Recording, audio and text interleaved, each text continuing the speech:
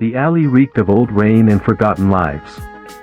A storm had passed, but the ground was still soaked, reflecting the flicker of a distant neon sign like broken glass. James Reynolds knelt in the mud, trembling fingers clutching a torn piece of cardboard, not because of the cold, but because of what was written in crude, childlike handwriting. Equations. Complex. Elegant. Impossible. Beside it, a pair of tiny shoes peeked from under a soaked blanket, the girl's eyes wide open, watching him, not with fear, but with pity. "I didn't steal it," she whispered, her voice barely rising above the wind. "I just fixed it. Your algorithm. The one you lost." James staggered back, the cardboard slipping from his hands, smearing ink and numbers into the dirt. In that moment, under the ruin of his past life, he knew, she wasn't just a child. She was the key to everything he had failed to understand. It should have been another empty night. Another quiet surrender to the dim corners of a once mighty penthouse now stripped of everything but ghosts and unpaid bills. But that evening, as the rain lashed against the floor-to-ceiling windows like angry fingers, James Reynolds stood frozen in the dark, staring at his old safe, open, its contents gone. Not the bonds. Not the watch collection. But the notebook. Her notebook. He dropped into the leather chair that still smelled faintly of smoke and power, and buried his face in trembling hands. He'd only turned his back for a moment. Just one moment. The girl, Sophia, had vanished. The silence screamed louder than the rain. He should have known better. She was always watching, always thinking, always solving. But he had made the mistake of trusting that genius could be safely contained in a warm meal and a soft bed. That maybe, just maybe, she'd stay. That the fragile connection they had forged from ashes and algorithms would hold. Instead, she'd taken the thing most precious to him, not for wealth, not for revenge, but for something far more dangerous, truth. James pushed himself up with a groan, the weight of too many regrets pressing against his spine. His phone buzzed. A message. From an unknown number. "She knows. You were right. They're watching her now." No name. Just those words. He nearly dropped the phone. The last time he saw that number was before Victor Blackwood vanished from the headlines, from the courts, and from the very reach of the law. Blackwood, the man who had orchestrated one of the quietest corporate takeovers in modern history, and left James with nothing but lawsuits and shame. The man who once toasted him with $10,000 whiskey and whispered, "You build, I bleed it dry." Now Victor was back, or at least, watching. And Sophia had walked straight into the lion's den. The notebook wasn't just numbers. It was the pattern. The last thing James had been working on before his company collapsed. Before the SEC froze his accounts. Before his name disappeared from every boardroom in New York. The algorithm had been a theoretical structure designed to predict market shifts with chilling precision. A model so elegant it scared the hell out of even the most seasoned investors. But he'd never gotten it to work. She had. An 8-year-old girl living behind dumpsters and cradling chalk stubs like treasure, she had cracked it in 4 days. He remembered her voice, just a week ago, late at night, in the flickering glow of his broken desk lamp. "You made a mistake in line 32. See? Here, you looped it back too soon." That's why it kept choking on the outliers. He hadn't believed her then. He believed her now. James grabbed his coat, barely noticing the rain soaking through the fabric as he stepped out into the storm. Chicago blurred around him, steel and sadness, puddles and memory. His driver was long gone. So were his assistants, his lawyers, his illusion of safety. The only thing left now was her. He found the first clue at a pawn shop where she used to linger, drawing fractals in the dust. The old man behind the counter barely looked up but slid a folded napkin toward him. "Little one left this for you. Said you'd know what it meant." On it, a single word, Eldridge. It hit him like a brick to the chest. Eldridge wasn't a name. It was the building. The one his company once owned, now abandoned, now condemned. And below it, beneath the cracked marble, where they used to hide sensitive documents and off-the-record deals, was the old data vault. No power. No cameras. Just rust and secrets. He sprinted. By the time he reached the edge of the industrial zone, night had collapsed entirely. Thunder rolled overhead like a dying god.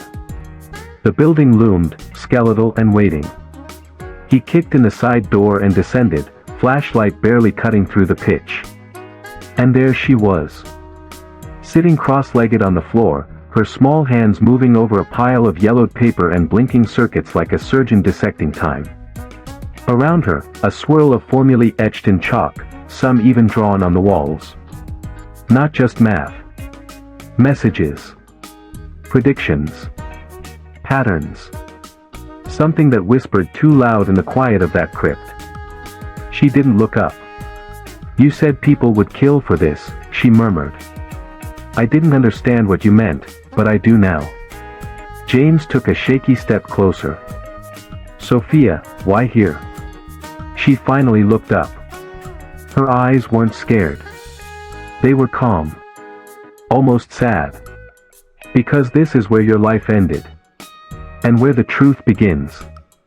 He opened his mouth to speak, but a crack sounded behind him, a footstep. Then another. Not hers. He turned. Shadow. Then the barrel of a gun glinting in the light. Victor Blackwood's voice, smooth as poison.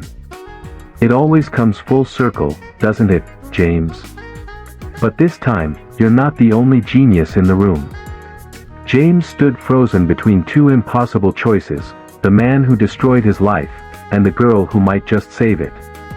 And then Sophia whispered, "He doesn't know what I changed in the code." Blackwood's smile vanished. James stepped forward, eyes never leaving the man who had once called him brother.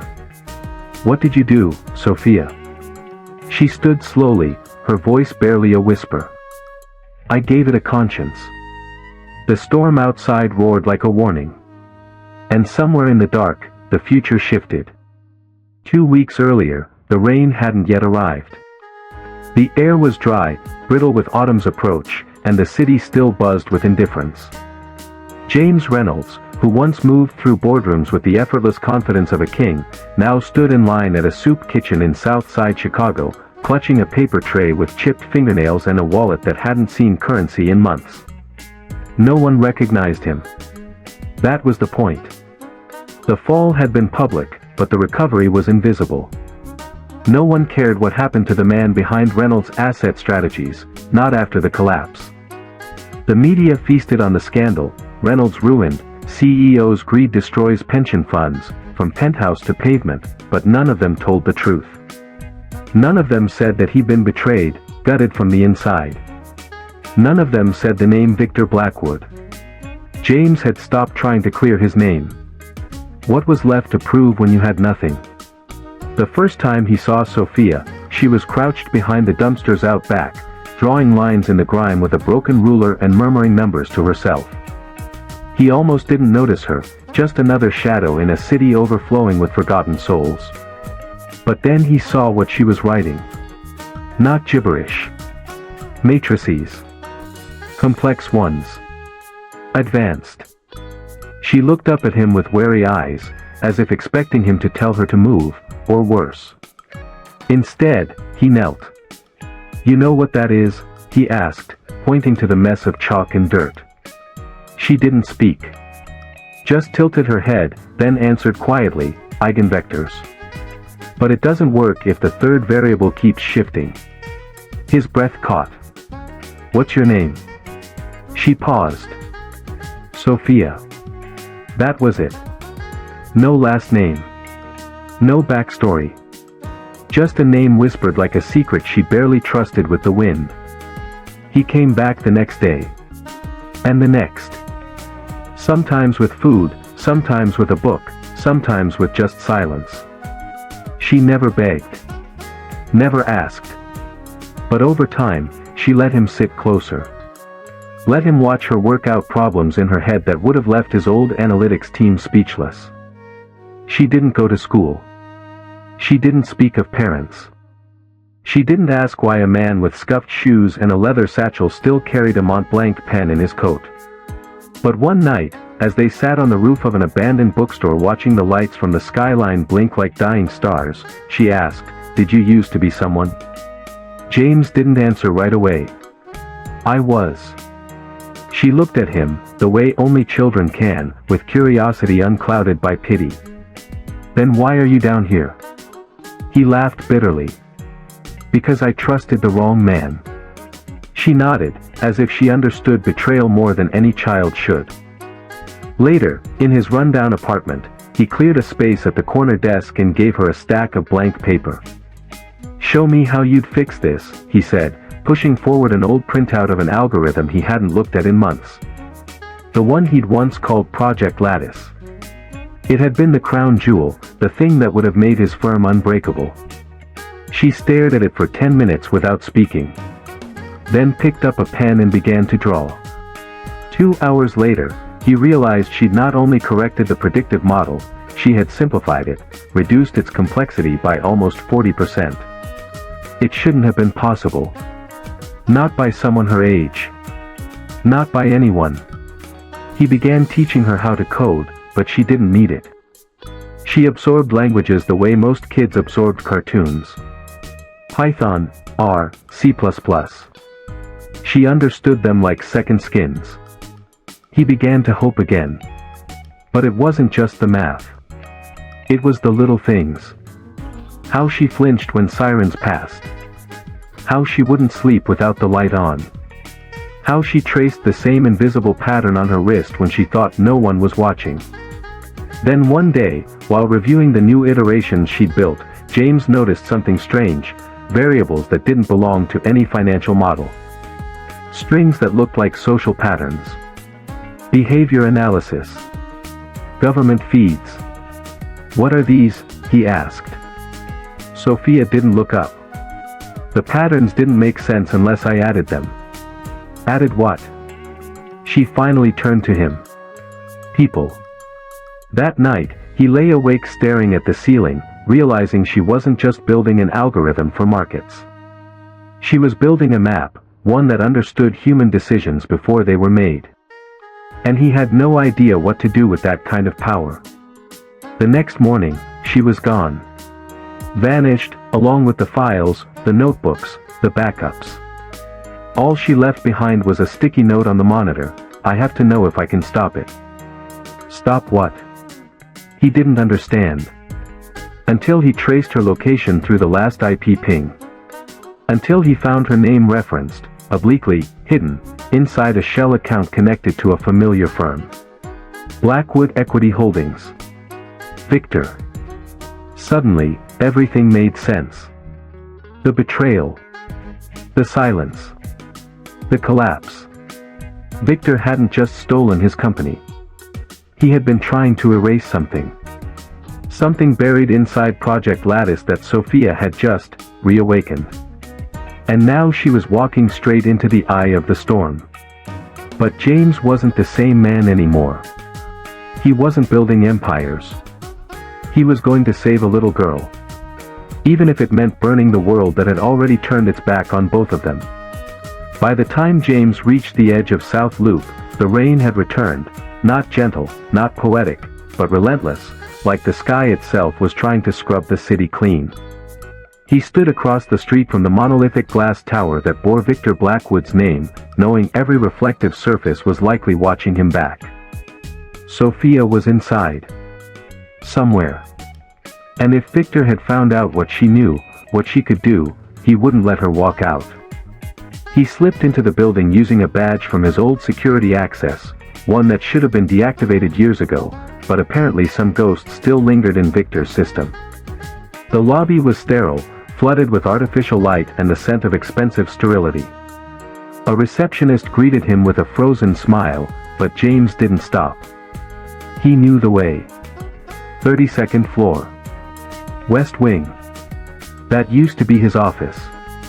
But it wasn't the office anymore, it had been gutted, turned into a surveillance suite. Rows of monitors lined the walls, displaying data streams, news tickers, and internal analytics dashboards tracking global economic pulses. And in the middle of it, facing a massive touchscreen filled with complex, living equations, stood Sophia. Barefoot. Hair tied in a messy knot. Eyes locked on a formula that pulsed like a living organism. And next to her, calm and serpentine, was Victor Blackwood. James froze. Victor hadn't aged much. Still sharp suit, still shark's eyes. He turned slowly when he sensed James enter, like he'd been expecting this moment for years. Well, Victor smiled. You found her. James clenched his fists. Let her go. Victor chuckled. She's not a prisoner, James. She's a revelation. I didn't drag her here, she came on her own. Isn't that right, Sophia? The girl didn't look up. Just nodded faintly. I needed more data. Your system had it. James stepped forward. He's using you. Victor raised an eyebrow. Using her? My dear friend, she's solving the unsolvable. Your model, your precious lattice, was a toy. A beautiful toy. But this, he gestured to the screen, this is prophecy. James's voice lowered. You're going to crash the markets. Victor's smile deepened. Not crash. Redesign. The world isn't ruled by governments or armies. It's ruled by prediction. Whoever controls the future, controls everything. Sophia finally turned. It wasn't supposed to work this way. Victor looked at her with something disturbingly close to affection. Oh, but it does. Your mind, Sophia, it's a gift. You see the threads. You can pull them, reshape them. And all I ask is that you help me finish it. She looked to James then, eyes cloudy with doubt. I didn't mean to help him, she whispered. But I saw what would happen. The collapse. The protests. The war. James crossed the room slowly, deliberately. You were trying to stop it. I thought if I could see it coming, I could fix it. You still can, James said. But not with him. Victor's voice dropped, velvet over steel. Careful, old friend. You're trespassing. But James didn't stop. Do you know what you're building, Sophia? This isn't just a prediction model. It's a trigger. These numbers, they can be weaponized. If they fall into the wrong hands, they won't just crash markets, they'll start fires no one can put out. Sophia's lip trembled. I didn't want that. I know. And then, the screen flickered. For a split second, too fast for most to catch, a new string of code appeared. A line Sophia hadn't written. A line she didn't recognize. Her fingers flew to the console, tracing the origin. Her eyes widened. Victor, what is this? He didn't answer. You embedded a secondary system. It's not just predicting outcomes, it's initiating them. This model isn't watching the world. It's rewriting it. Victor took a step forward, eyes cold. You're smarter than I gave you credit for. She backed away, breath short. You lied to me. You wanted truth, he snapped. Truth is ugly. Truth is that this world is broken. And only a handful of us have the stomach to fix it. James moved fast, too fast for a man his age, but Victor had always underestimated desperation. The punch was clumsy, but it landed. Victor stumbled backward, blood from his nose mixing with the rainwater on the floor from James's soaked coat. Run, Sophia! James shouted. But she didn't run. She reached down, ripped a USB key from the terminal, and held it tight. This has everything. Victor lunged, but James tackled him to the ground, buying her seconds, just enough. She fled through the hall, past startled analysts, through the stairwell, and out into the cold chaos of Chicago's storm-drenched night. But even as she ran, even as her breath burned and her legs ached, a question pulsed louder than her fear. Who else had seen the data? Because in the final simulation, Victor Blackwood wasn't the end. He was just a pawn. 3 days passed like a blur, police reports filed and buried, Blackwood's surveillance system mysteriously hacked and wiped clean, and the building's upper floors temporarily closed for cybersecurity upgrades. But that wasn't what kept James up at night. It was the silence. Sophia had vanished into the rain with the drive. No message. No sign. Just gone. He searched every bookstore they'd visited, every soup kitchen she liked, even the back alleys near the train station where her sketchbook once lay open under flickering streetlight. Nothing. Until one evening, when he returned to his tiny apartment in Pilsen, he found the door cracked open. He rushed in, heart in his throat, ready for the worst. But there she was. Curled up on his old leather couch. Still in the same oversized hoodie. Eyes red from crying. And on the table in front of her, the USB. She didn't say anything at first.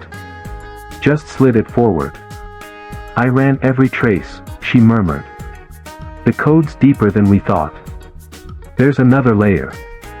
Not written by me, not even by Victor. James frowned. Then who? Sophia hesitated. It's pre-trained. Predictive. Based on datasets dating back decades. Government black contracts. Defense-grade AI derivatives. Someone embedded a recursive trigger deep inside global trading systems. Victor thought he was in control. But he was being used too. James sat down, breathless. So who's behind it? She looked at him with something beyond fear, something close to awe. I don't know. But they call it the Oracle Protocol. And it's not about money anymore. She turned her laptop toward him. A live simulation lit the screen, global markets mapped like a nervous system, pulsing with red and blue dots, each beat tied to real-time sentiment, behavior, even movement data scraped from billions of devices. They're not just predicting the future, she whispered. They're shaping it. Nudging it. In small ways, tiny shifts in oil futures, employment numbers, weather patterns. But it adds up. Everything you thought was random. It's been designed. James's hands trembled. How far does it go? Beyond us, she said. But maybe not beyond reach. She took his hand then. Small, cold fingers curling into his. I want to stop it. He swallowed hard. You shouldn't have to. You're just a kid. I'm not, she replied quietly. Not anymore. And James knew she was right. Whatever innocence she'd had, it had been traded for truth. They didn't sleep that night. Instead, they built a firewall, a signal dampener, a blind spot in the system, a heartbeat of human chaos the protocol couldn't map. A patch of noise in a world that had become too predictable. But the real weapon was inside Sophia. Her math. Not numbers, but chaos. Uncertainty. Something no algorithm could follow. And when they were done, she pressed send. Not to the media. Not to the government. To a forgotten forum, buried deep in the academic web, where independent minds still wrestled with truth without agenda. A place where whistleblowers still found shelter. Where real intelligence still roamed free. She watched it upload. Then deleted the only copy. Let the world wrestle with it. Let them know they'd been seen. 3 months later, James stood at the edge of Grant Park, watching Sophia from afar. She was on the swing, alone, drawing spirals in the sand with her shoe. Sarah Lawson stepped beside him, sipping coffee. She talks now. A little. She trusts you, he said. She trusts you. James looked at Sarah, then back at Sophia. She's not mine. Not really. Sarah tilted her head. Maybe not by blood. But you chose her. You showed up when no one else did. James stayed silent, watching the clouds roll in. She still writes code, he asked. Sarah nodded. Mostly on paper now. She says screens are too noisy. He smiled, faintly. She's probably right. And then Sophia looked up, and saw him. Just a flicker. A small nod. He nodded back. She smiled. It wasn't big. It wasn't bright. But it was real. In that moment, James Reynolds, bankrupt CEO, failed husband, discarded partner, felt something break open inside him. Not guilt. Not shame. Something quieter. Hope. The world hadn't ended. It had been rewritten. Not by code. But by choice. And somewhere in the grid of futures still unfolding, a homeless girl had taught a fallen man how to fight for something again. Not power. Not redemption. But truth. And that was enough. For now.